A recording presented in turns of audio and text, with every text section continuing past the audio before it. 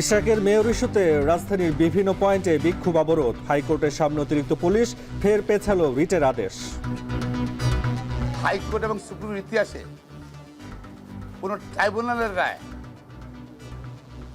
তৃতীয় ব্যক্তি চ্যালেঞ্জ করছে এরকম কোনো নজির নাই।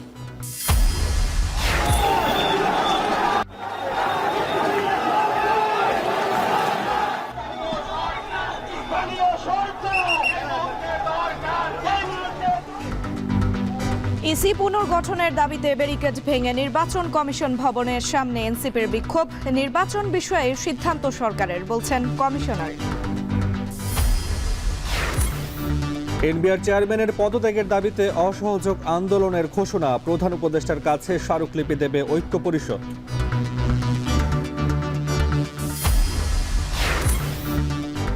28 মের মধ্যে শ্রমিকের পাওনা না দিলে কারাভোগ, বিদেশ ভ্রমণে নিষেধাজ্ঞা, 24 ঘন্টা বন্দর সচল না রাখলে বেতন বোনাস পরিশোধ সম্ভব না, বলছে বিজিএমইএ। দুদকে নিজেকে নির্দোষ দাবি এনসিপির বহিষ্কৃত নেতা গাজী সালাউদ্দিনের, তলবে হাজির স্বাস্থ্য উপদেষ্টার সাবেক 2 ব্যক্তিগত কর্মকর্তা।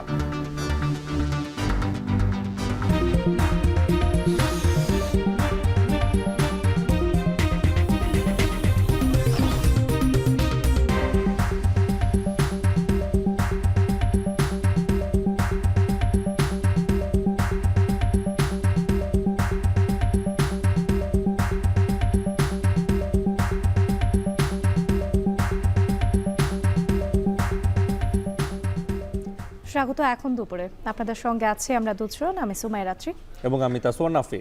বিএনপি নেতা ইশরাক হোসেনকে ঢাকা দক্ষিণ সিটি মেয়রের দায়িত্ব বুঝিয়ে দেওয়ার দাবিতে সমর্থকদের আন্দোলন দিন দিন বিস্তৃত হচ্ছে।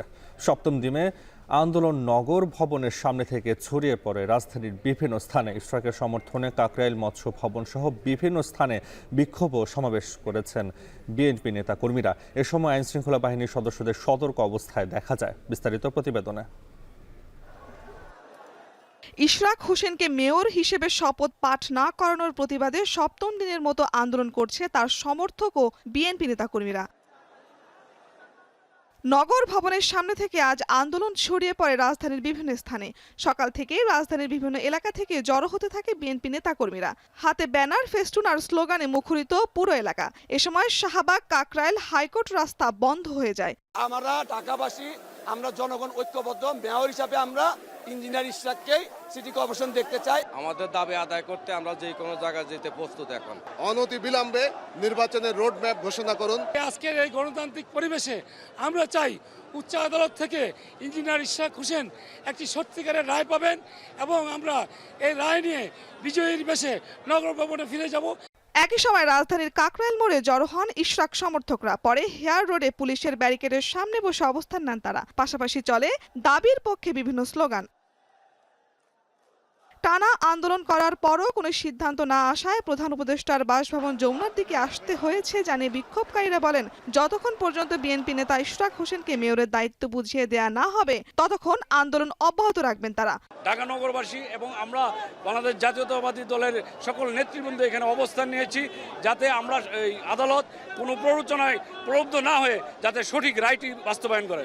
অবস্থান থেকে স্থানীয় সরকার উপদেষ্টা আসিফ মাহমুদের পদত্যাগও দাবি করেন ইশরাক সমর্থকরা। বলেন, গেজেট প্রকাশের পরও সরকারের কাছে এ ব্যাপারে সুস্পষ্ট কোনো বার্তা পাচ্ছেন না নগরবাসী। এদিকে জলকামান শহর ডিএমপি ও এপিবিএন এর সদস্যদের সতর্ক উপস্থিতি দেখা যায় হেয়ার রোডে। শারমিন পুতুল, এখন, ঢাকা। এ নিয়ে আরও জানাতে মৎস্য ভবন এলাকা থেকে যুক্ত হয়েছেন সিউল আহমেদ ও কাকরাইল মোড় থেকে মাঝারি মঞ্চ। প্রথমেই যাচ্ছি সিউলের কাছে। সিউল, বিক্ষোভ থেকে কি বলছেন ইশরাক সমর্থকরা, জানাবেন।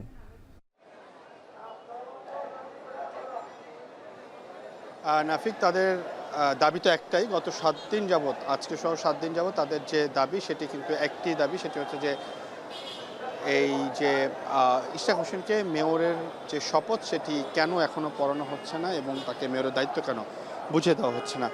আজকে সকাল থেকেই তাদের এই আন্দোলন শুরু হচ্ছে মৎস্য ভবনের সামনে থেকে। রাজধানীর বিভিন্ন এলাকা থেকে যে বিএনপির অঙ্গ সংগঠনের যে নেতাকর্মীরা আছেন তারা কিন্তু জড়ো হতে থাকে এই মৎস্য ভবন, যার ফলে কিন্তু মৎস্য ভবনের আশেপাশে যে রাস্তাগুলো রয়েছে সেগুলো কিন্তু বন্ধ হয়ে গেছে। আপনি নিশ্চয়ই জানেন যে সকাল থেকে তাদের অবস্থান এখানেই ছিল। তাদের সকলে এখানে অবস্থান করেছে। তবে প্রচণ্ড গরম পড়ার কারণে কিন্তু এই আন্দোলনের যারা বিক্ষোভকারী আছেন তারা কিন্তু বিভিন্ন জায়গায় ছড়িয়ে গেছেন। এই আমরা দেখতে পাচ্ছি যে রমনার ভিতরে আসলে বড় একটি দল সেখানেই বসে অবস্থান নিয়েছেন, পাশাপাশি অন্যান্য যে জায়গাগুলো রয়েছে সেখানেও কিন্তু তাদের অবস্থান আমরা দেখতে পাচ্ছি।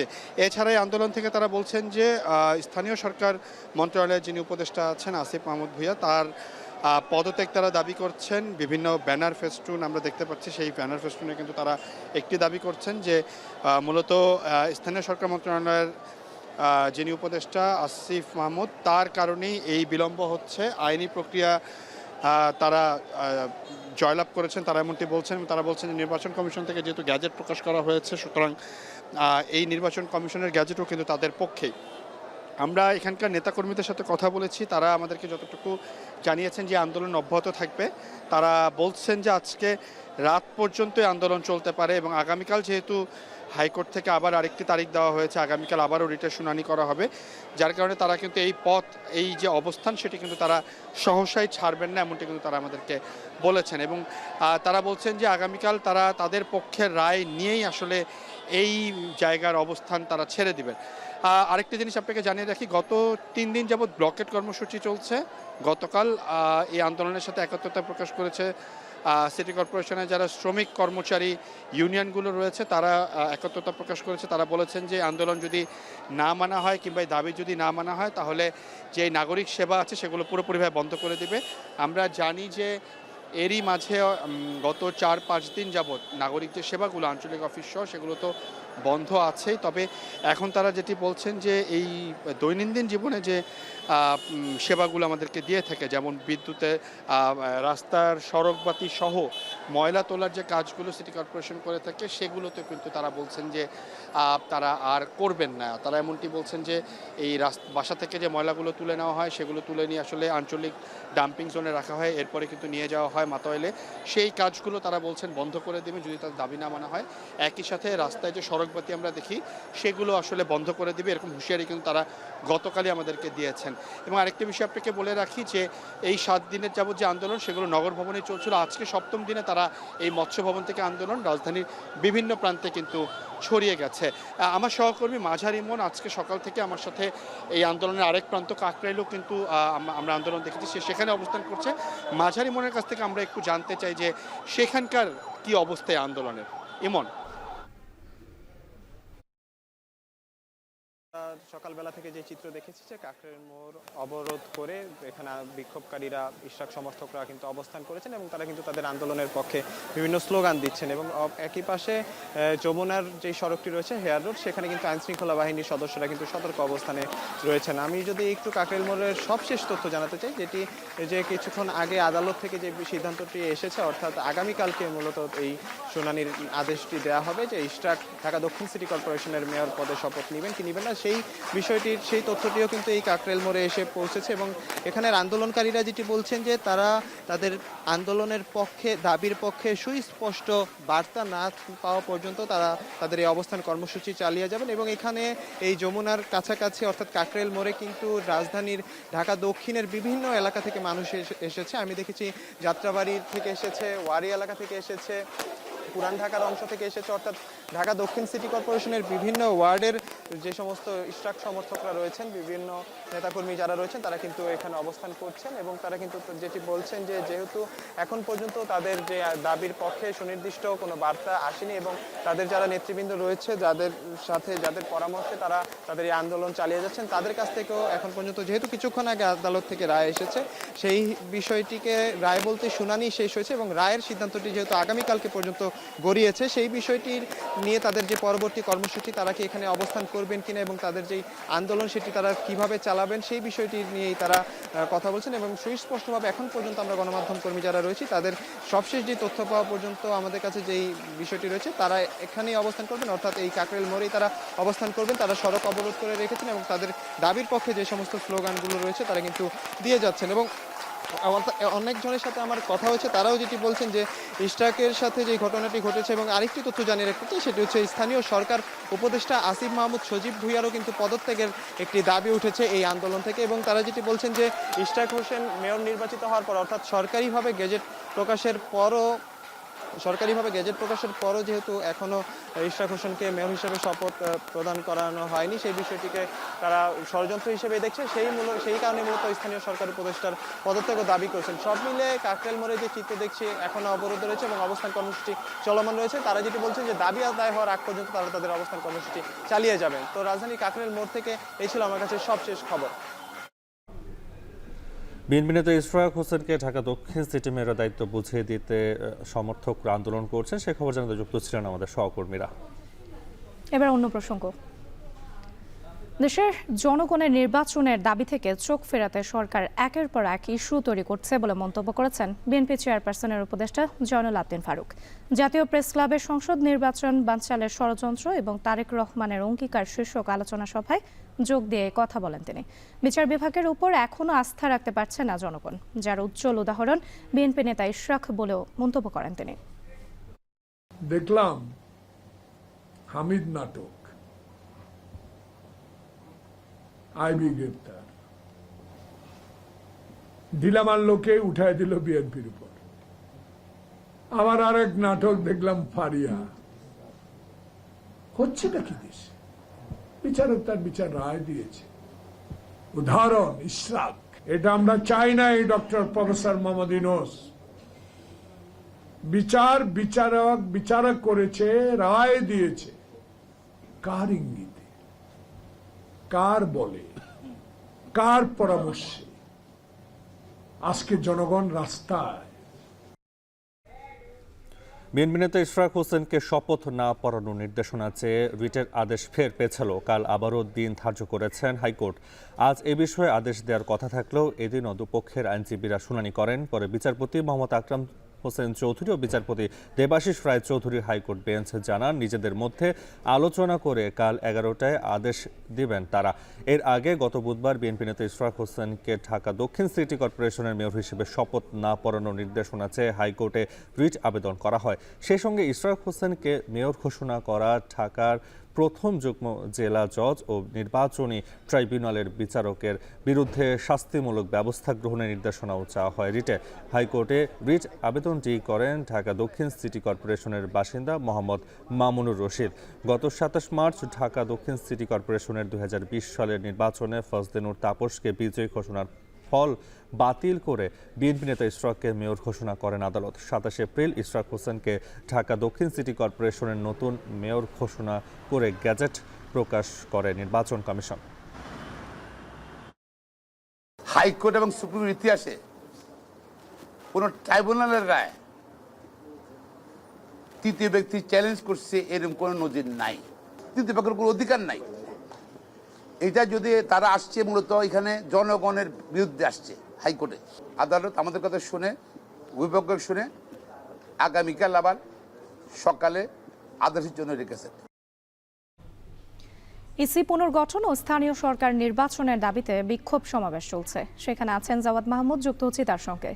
জাওয়াদ, বিক্ষোভ কর্মসূচি থেকে কি বলছেন এনসিপি নেতাকর্মীরা, জানাবেন।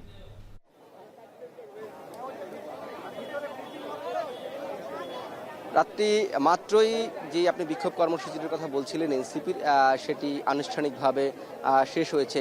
এটি মূলত সকাল 11টা থেকে শুরু হয় এবং শুরু হয়ে এই যে কিছুক্ষণ আগে সমাপনী বক্তব্য দিয়েছে দলটির মুখ্য সংগঠক নাসিরউদ্দিন পাটোয়ারি, তার বক্তব্যের মধ্যে দিয়েই শেষ হয়েছে।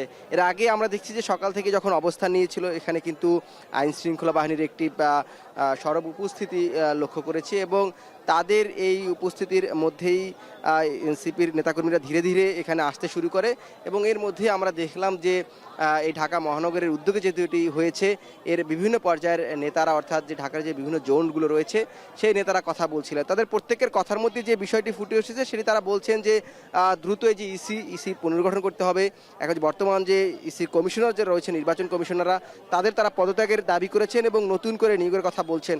এবং আরেকটি বিষয় আমি দেখলাম যে যখন তারা এখানে অবস্থান নিয়েছে, পুলিশের সতর্ক অবস্থান, হঠাৎ করেই একটার পরে আমরা দেখলাম যে এই যে পুলিশের দেওয়া ব্যারিকেড সেটা ভেঙে মূলত মূল ফটকে অবস্থান নেয় এবং এর মধ্যেই ইসি সানাউল্লাহ তিনি গণমাধ্যমে কথা বলেন, সেখানে এই বিষয়টি উঠে আসে। তিনি বলেছেন যে ইসি নিরপেক্ষভাবে দায়িত্ব পালন করছে এবং এনসিপির যে দাবিগুলো সেগুলো তারা রাজনৈতিক দাবি বলে আখ্যায়িত করেছেন এবং তাদের যে নিরপেক্ষতা সেটি তারা বজায় রেখেই কাজ করবেন।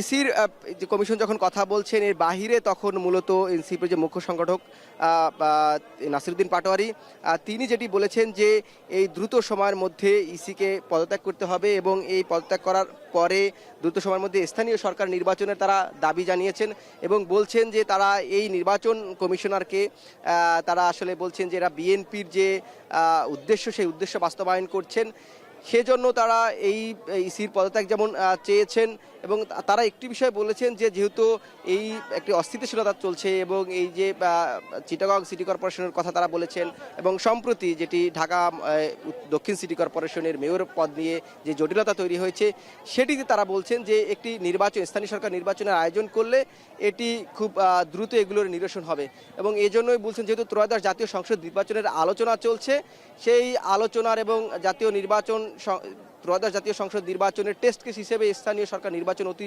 জরুরি বলে তারা মনে করছেন। এই ছিল আজকের এখান পর্যন্ত আমার কাছে সব শেষ। ইসি পুনর্গঠন ও স্থানীয় সরকার নির্বাচনের দাবিতে সমাবেশ চলছে, সেখান থেকে যুক্ত ছিলেন জাওয়াদ মাহমুদ। এবারে পরবর্তী প্রসঙ্গ। এনসিপির দাবি রাজনৈতিক এই নিয়ে কোনো মন্তব্য নয়, বরং নির্বাচন কমিশন নিরপেক্ষভাবে কাজ করছে বলে মন্তব্য করেছে নির্বাচন কমিশনার আবুল ফজল মোহাম্মদ সানাউল্লাহ। দুপুরে নির্বাচন কমিশন ভবনে আয়োজিত ব্রিফিংয়ে এমন মন্তব্য করেন তিনি। এ সময় তিনি আরও বলেন, স্থানীয় নাকি জাতীয় নির্বাচন কোনটি আগে হবে সেই সিদ্ধান্ত সরকারের, ইসির নয়। আমরা কোনো রাজনৈতিক বক্তব্যের আমি কোনো মন্তব্য করতে চাই না। আমরা কমিশন সম্পূর্ণ নিরপেক্ষভাবে দায়িত্ব পালন করছে এবং করে যাবে। সিকোয়েন্সিং অফ ইলেকশন কোনটা আগে হবে পরে হবে এটা তো নির্বাচন কমিশনের হাতে না। এই পরিবর্তিত পরিস্থিতিতে সরকারই সিদ্ধান্ত নেবেন কোন নির্বাচন আগে হবে পরে হবে। নির্বাচন কমিশনের দায়িত্ব হচ্ছে নির্বাচন অনুষ্ঠান। অর্থ উপদেষ্টা সহ বেশ কয়েকজন উপদেষ্টার সঙ্গে বৈঠক ফলপ্রসূ হয়নি দাবি করে এনবিআর চেয়ারম্যানের পদত্যাগের দাবিতে অসহযোগ আন্দোলনের ঘোষণা দিয়েছে ঐক্য পরিষদ।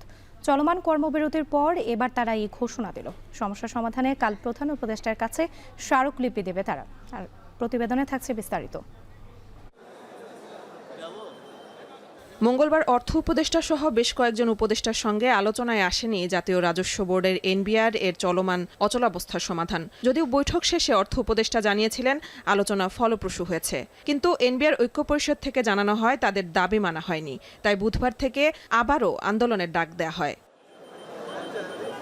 এদিন সকাল থেকে বিভিন্ন কর অঞ্চলের কর্মকর্তা ও কর্মচারীরা আগারগাঁও এনবিআর এর কার্যালয়ে জড়ো হতে শুরু করে। গত কয়েকদিনের মতো কলম বিরতি কর্মসূচি পালন করছেন তারা। দুপুর 1:15টায় সংবাদ সম্মেলন করে আন্দোলনকারীরা। উপদেষ্টাদের সাথে বৈঠকে তাদের দাবির বিষয়গুলো তুলে ধরা হয়, কিন্তু তা না মানায় আন্দোলন চালিয়ে যাওয়ার ঘোষণা দেয় কর্মকর্তা ও কর্মচারীরা। গতকাল 20 মে 2025 খ্রিস্টাব্দ তারিখে অর্থ বিভাগের সম্মেলন কক্ষে এনবিআর সংস্কার ঐক্য পরিষদের 13 সদস্যের একটি প্রতিনিধি দলের সাথে মাননীয় অর্থ উপদেষ্টার সাথে একটি সভা অনুষ্ঠিত হয়। সে সাথে অধ্যাদেশ বাতিল ছাড়াও এনবিআর এর চেয়ারম্যানের পদত্যাগের দাবি জানানো হয় এবং অসহযোগ কার্যক্রম পরিচালনার ঘোষণা দেয় ঐক্য পরিষদ। এছাড়া 22 মে প্রধান উপদেষ্টা বরাবর স্মারকলিপি প্রদানের কথা জানায় তারা। জারিকৃত অধ্যাদেশ অবিলম্বে বাতিল করতে হবে। আগামীকাল 22 মে 2025 খ্রিস্টাব্দ বৃহস্পতিবার দুপুর থেকে এনবিআর সংস্কার ঐক্য পরিষদের দাবি সমূহের বিষয়ে মাননীয় প্রধান উপদেষ্টা বরাবর একটি স্মারকলিপি প্রদান করা হবে। দাবি আদায় না হওয়া পর্যন্ত রপ্তানি ও যাত্রী সেবা বাদে সকল কার্যক্রম বন্ধ রাখার ঘোষণা দেওয়া হয়। তবে কাজ আগেই শেষ হওয়ায় আগামী 2025-26 অর্থ বছরের বাজেট পেশে কোনো সমস্যা হবে না বলে জানায় তারা। গত 12 মে রাতে প্রজ্ঞাপন জারি করে এনবিআরকে দুটি বিভাগে ভাগ করে রাজস্ব নীতি ও রাজস্ব ব্যবস্থাপনা নামে পৃথক ইউনিট গঠন করা হয়। সংশ্লিষ্ট অধ্যাদেশ অনুযায়ী কর ও কাস্টমস ক্যাডারের কর্মকর্তারা বৈষম্যের শিকার হচ্ছে বলে অভিযোগ করে এনবিআরের কর্মকর্তা ও কর্মচারীরা। মেহরিন অ্যানি, এখন, ঢাকা। এনবিআর বিলুপ্তির অধ্যাদেশ বাতিলের দাবিতে নতুন করে কর্মসূচি ঘোষণা দেয় বিপাকে আমদানিকারক এবং সিএনএফ এজেন্টরা। এই বিষয়ে জানাতে চট্টগ্রাম কাস্টমস থেকে যুক্ত হচ্ছেন সহকর্মী হাজিরা শিউলি। আর শিউলি, চট্টগ্রাম কাস্টমস হাউসে আজকের কার্যক্রম কেমন চলছে জানাবেন।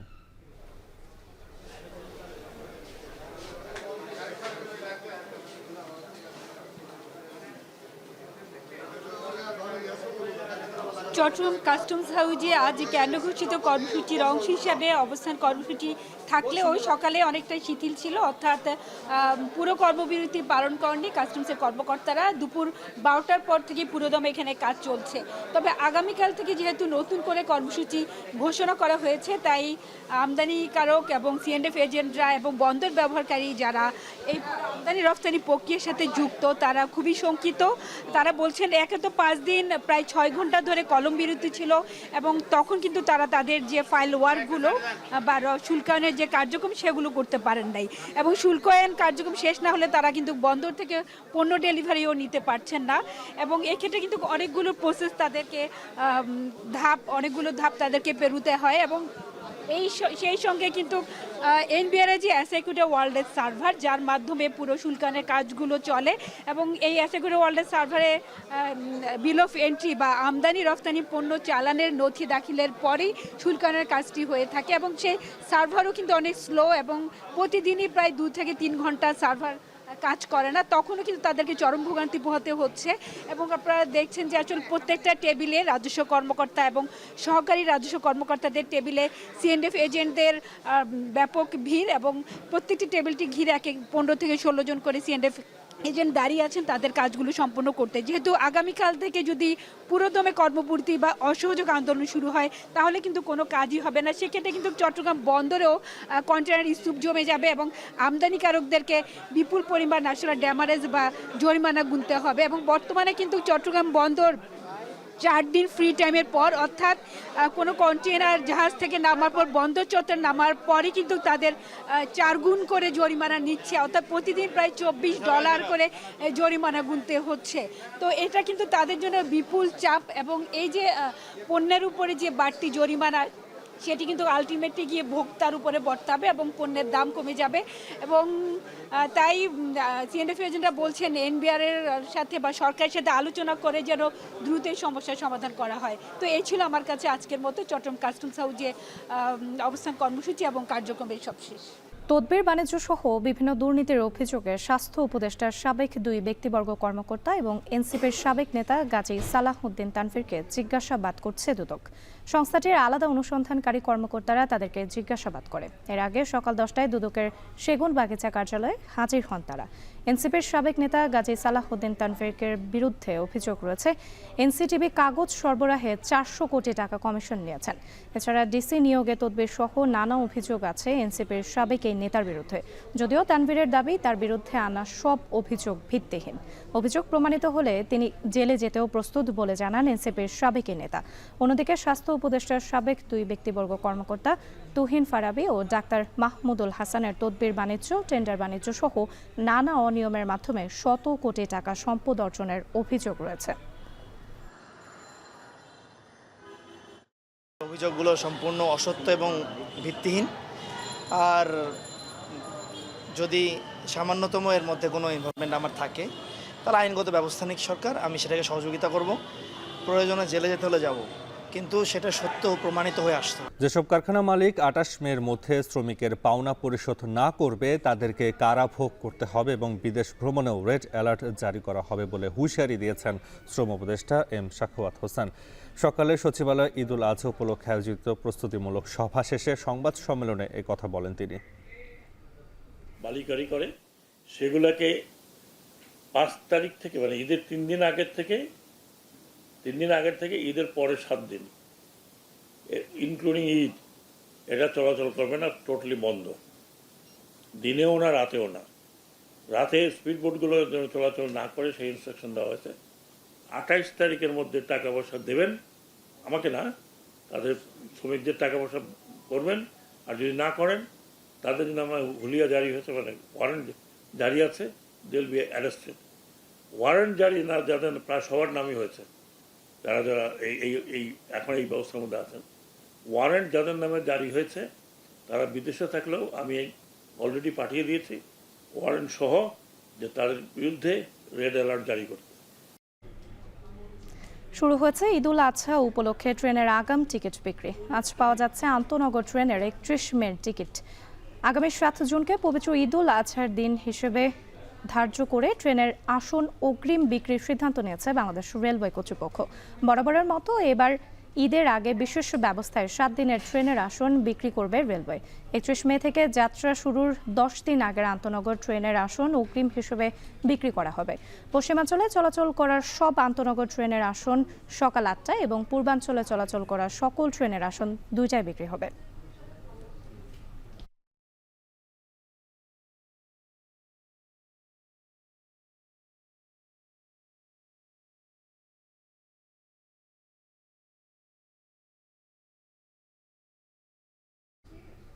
ঈদুল আজহা উপলক্ষে আয়োজিত প্রস্তুতিমূলক সভা শেষে সংবাদ সম্মেলনে কথা বলছেন বাণিজ্য উপদেষ্টা। যুক্ত হচ্ছে সেখানে।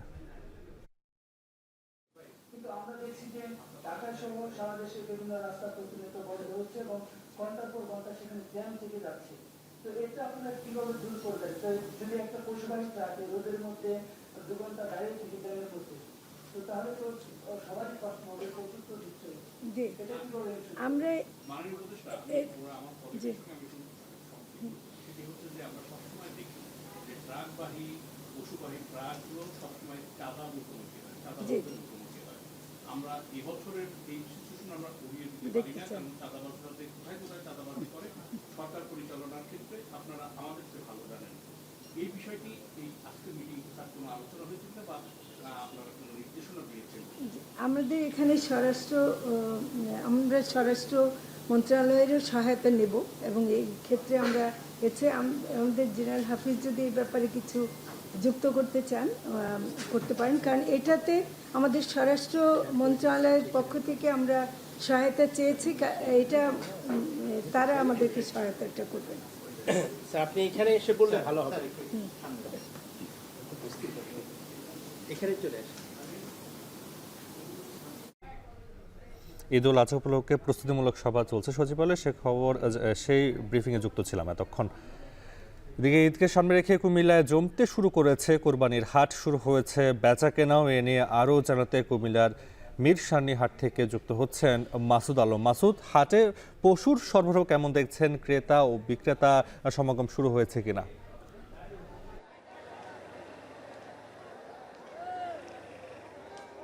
নাপি, ঈদকে সামনে রেখে, কোরবানির ঈদকে সামনে রেখে কিন্তু আমরা দেখেছি যে কুমিল্লার যে স্থায়ী হাটগুলো রয়েছে সেগুলো অনেকাংশে জমে উঠেছে।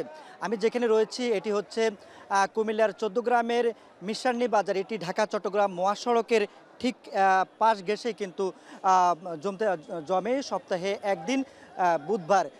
এখানে আমরা দেখেছি যে আসলে সকাল থেকে প্রতি বুধবার এই সকাল থেকে কিন্তু বাজারটি জমতে শুরু করে। এই বাজারে বহু দূর দূরান্ত থেকে যারা ব্যাপারী রয়েছেন এবং যারা গৃহস্থ যারা পশু লালন পালন করেন তারাও কিন্তু এই কোরবানিকে সামনে রেখে গরু বিক্রির জন্য এখানে নিয়ে আসেন পশু। আমরা এখানকার যারা দায়িত্বরত ব্যক্তি রয়েছেন বাজার কমিটির, তাদের সঙ্গে আমরা কথা বলেছি। তারা বলছেন যে আজকের বাজারে প্রায় 30,000-এর বেশি কিন্তু গরু উঠেছে। এখানে ক্রেতার সমাগম রয়েছে। তবে ক্রেতাদের সঙ্গে আমরা কথা বলেছি, তারা বলছেন যে বিগত কোরবানির হাটগুলোর তুলনায় কিন্তু এবছর তুলনামূলক হারে পশুর দাম একটু বেশি। বিশেষ করে মাঝারি এবং ছোট এবং বড় সাইজের যদি গরুর তারতম্যের হিসাবে বলি আমরা, তাহলে বলবো যে মাঝারি সাইজের গরুর চাহিদা এবং দাম অনেকাংশে বেশি। তবে এখানকার যারা খামার থেকে যারা গরু নিয়ে এসেছেন এখানে, তারা বলছেন যে এই বাজারটি সীমান্তবর্তী হওয়ার কারণে, বিশেষ করে ভারতীয় সীমান্তবর্তী হওয়ার কারণে ভারতের যে গরুগুলো রয়েছে সেগুলো কিন্তু এখানে অবৈধভাবে বিভিন্ন যারা ব্যাপারী রয়েছেন তারা আনছেন। এতে করে কিন্তু তারা বলছেন যে বাজারের দাম আসলে বেশি থাকলেও আসলে তারা সামনের দিনগুলোতে ক্ষতিগ্রস্ত হতে পারেন ন্যায্য দাম নিয়ে। আমরা এখানে ঘুরে দেখেছি আসলে একটি মাঠ কিন্তু পুরো জমে উঠেছে। তবে এখনটা কিছু কম, তবে সকাল থেকে কিন্তু এটির সমাগম কিন্তু আরও বেশি ছিল। তো নাফি, এই ছিল কুমিল্লা থেকে সবশেষ। ফরেন সার্ভিস একাডেমিতে রোহিঙ্গা প্রত্যাবাসন নিয়ে ব্রিফ করছেন জাতীয় নিরাপত্তা উপদেষ্টা ডক্টর খলিলুর রহমান। আমরা সরাসরি যুক্ত হচ্ছি সেখানে। এবং এর মধ্যে 1,80,000 তারা প্রত্যাবাসনযোগ্য হিসেবে নির্ণীত করেছেন। আর বাকি 70,000-এর সমস্যা ছিল ছবি এবং কিছু তথ্য নিয়ে সেগুলো তারা আমাদের সঙ্গে বসে নিরসন করতেন। এই সিদ্ধান্তটি বিমস্টেক বৈঠকে গত মাসে আমি এবং মিয়ানমারের উপপ্রধানমন্ত্রী এবং পররাষ্ট্রমন্ত্রী যৌথভাবে এটা আমরা অ্যানাউন্স করি। এর ফলে আমরা প্রত্যাবাসনযোগ্য রোহিঙ্গাদের প্রথম তালিকা লাভ করি। সুতরাং আমরা 3টা কাজ গত 7-8 মাসে সম্পন্ন করেছি, যেটা আগে 7 বছরে হয়নি। এগুলো ছিল প্রত্যাবাসনের জন্য অত্যন্ত জরুরি কাজ। এরপর হচ্ছে প্রত্যাবাসন প্রক্রিয়া, আপনি পাঠাবেন এবং সেখানে আপনাকে যে বাস্তবতাটা আমরা মুখোমুখি হয়েছে সেটা বিচার করতে হবে। সেটা হচ্ছে মায়ানমার সরকারের দখলে প্রায় 90% রাখাইন আর নেই। এটার অধিকার নিয়ে নিয়েছেন আরাকান আর্মি এবং আরাকান আর্মি এবং সেই সাথে মায়ানমার সরকারের সঙ্গে আলোচনা করে এই প্রত্যাবাসন প্রক্রিয়া শুরু করা সম্ভব। সেই আলোচনা আমরা একই সমান্তরালে চালু করেছি, আলোচনা চলছে। আমাদেরকে আরাকান আর্মি সুস্পষ্টভাবে বলেছে যে রোহিঙ্গাদের ফেরত নেওয়াটা তাদের একটা প্রিন্সিপাল পজিশন। একই কথা আমাদেরকে মায়ানমার সরকারও উল্লেখ করেছেন। যে কথাটি আমাদেরকে আরাকান আর্মি বলেছে তা হলো পরিস্থিতি অনুকূল হলে তারা এই প্রত্যাবাসনের উদ্যোগ নেবেন। আপনারা জানেন আরাকানের যুদ্ধাবস্থা এখনো নিরসন হয়নি এবং এই বিষয়ে আমরা দুপক্ষের সঙ্গে কথা বলেছি এবং আমরা কিছু অগ্রগতি অর্জন করেছি। একই সঙ্গে আমরা দেখেছি মায়ানমারে বিশেষ করে রাখাইন অঞ্চলে এক ব্যাপক খাদ্যাভাব, ওষুধের অভাব এবং এবং ইউএনডিপি রিপোর্ট অনুযায়ী সেখানে এক ধরনের মানবিক সংকট, ভয়াবহ মানবিক সংকট দেখা দিয়েছে। আমাদের একটা আশঙ্কা হচ্ছে এই অবস্থাতে খাবার না পেয়ে, ওষুধ না পেয়ে লোকজন চলে আসতে পারে, বিশেষ করে রোহিঙ্গারা যারা সবচেয়ে ভালনারেবল অবস্থায় আছেন।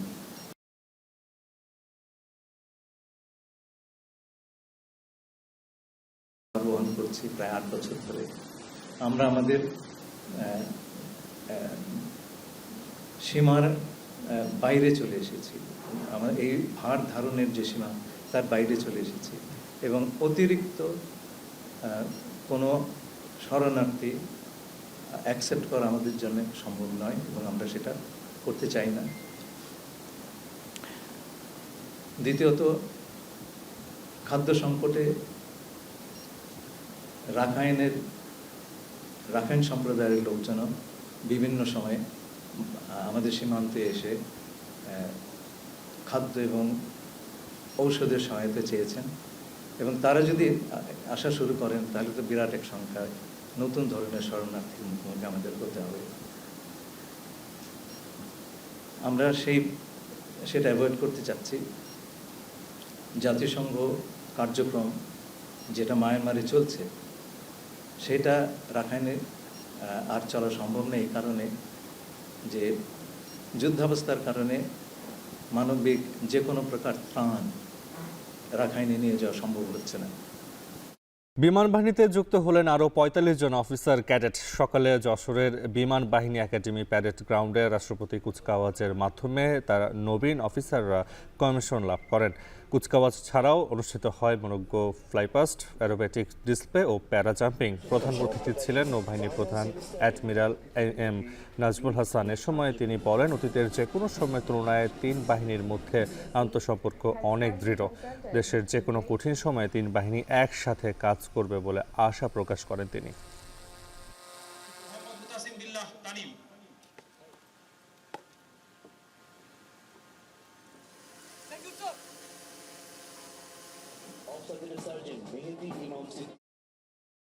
বাংলাদেশ বিমান বাহিনী আজ সুসংগঠিত এবং এর কর্মপরিধিও অনেক বিস্তৃত। আমার দৃঢ় বিশ্বাস, তোমাদের আন্তরিকতা ও নিরলস কর্মপ্রচেষ্টার মাধ্যমে বিমান বাহিনীর উন্নয়নের এই চলমান গতিধারা ভবিষ্যতেও অব্যাহত থাকবে। শেষ করব এখন দুপুর। তবে যাওয়ার আগে শিরোনামগুলো আরও একবার।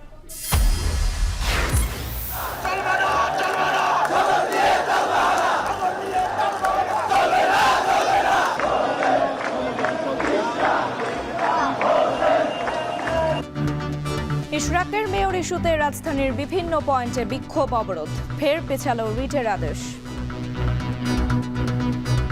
হাইকোর্ট এবং সুপ্রিম কোর্টের ইতিহাসে কোনো ট্রাইব্যুনালের রায় তৃতীয় ব্যক্তি চ্যালেঞ্জ করছে এরকম কোনো নজির নাই। লটাকে প্রিভেল করার জন্য যে অ্যাপ্লিকেশনটা আনা হয়েছে পারপাসলি, ইন্টেনশনালি, সেই অ্যাপ্লিকেশনটা সামারালি রিজেক্ট হবে।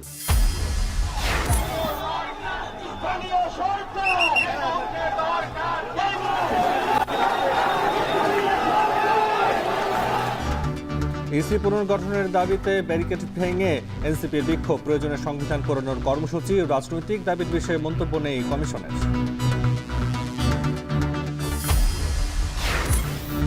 এনবিআর চেয়ারম্যানের পদত্যাগের দাবিতে অসহযোগ আন্দোলনের ঘোষণা, প্রধান উপদেষ্টার কাছে স্মারকলিপি দেবে ঐক্য পরিষদ। 28 মের মধ্যে শ্রমিকের পাওনা না দিলে কারাভোগ, কারখানা মালিকদের বিদেশ ভ্রমণেও নিষেধাজ্ঞার হুঁশিয়ারি শ্রম উপদেষ্টার।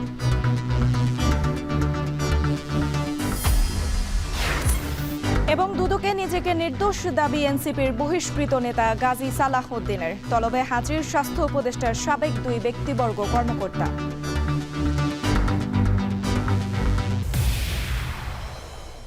এই ছিল এখন দুপুরের আয়োজনে। এখন টেলিভিশন ওয়েবসাইটে দেখতে ভিজিট করুন www.ekon.tv।